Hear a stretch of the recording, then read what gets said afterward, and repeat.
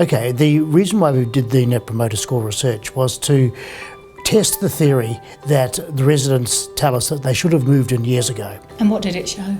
Well, we were delighted with the outcome. We basically randomly surveyed something like 1,300 residents from one end of the country to the other across a range of villages, both small not-for-profit villages right the way through to big corporate villages. We asked the question, how likely on a score of 0 to 10 are you to recommend living in a retirement village generally to a friend?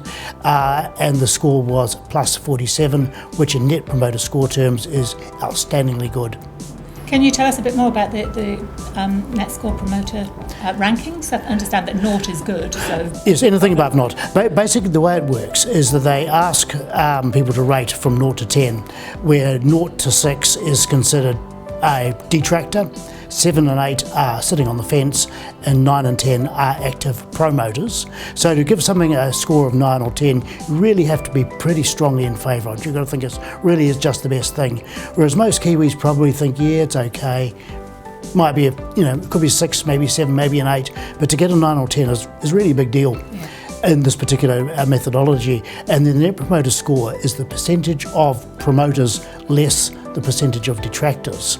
And the ones, 9s, 7s and 8s in the middle are set aside. So anything over 0 is considered good. Anything over 0 means you've got more promoters than you have detractors.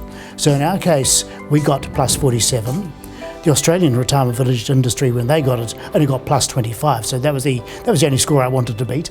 But Air New Zealand, for example, I think is plus 33. The doctors are minus 10. The energy companies are minus 40. Were there any surprises from the results? We were pleased that the result was as good as it was. We weren't surprised. We also took the opportunity to talk to them about their social life, physical fitness, activity and that sort of stuff, and we were pleased to find that 2/3 of the residents said that their social life had improved. Another third said that they were more physically active than they were before they moved to a village. Another 2/3 said they felt more secure when they moved to a village, and all those reasons are reasons why people move to a village. So yes, we were pleased with those scores too. And why does this research matter? Will you use it for anything in particular?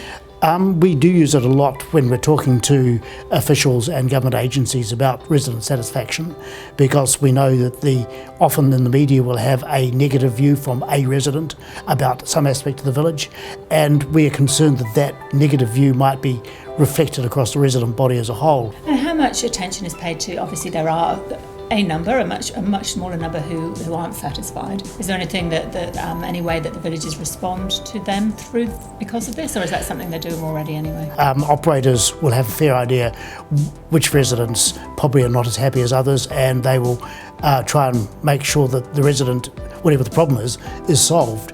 Sometimes that's not possible, and sometimes the resident then leaves the village. But that is a tiny handful of people, I would think, across the resident body as a whole. Right, well certainly the results reflected that as well, didn't they? Yeah. And you're planning to repeat this in the future? Probably next year, 2017. We'll have another go then and see if we can improve on what we did this time around. That would be tricky, won't it? I mean, it's such we're optimistic. We think we can always do better.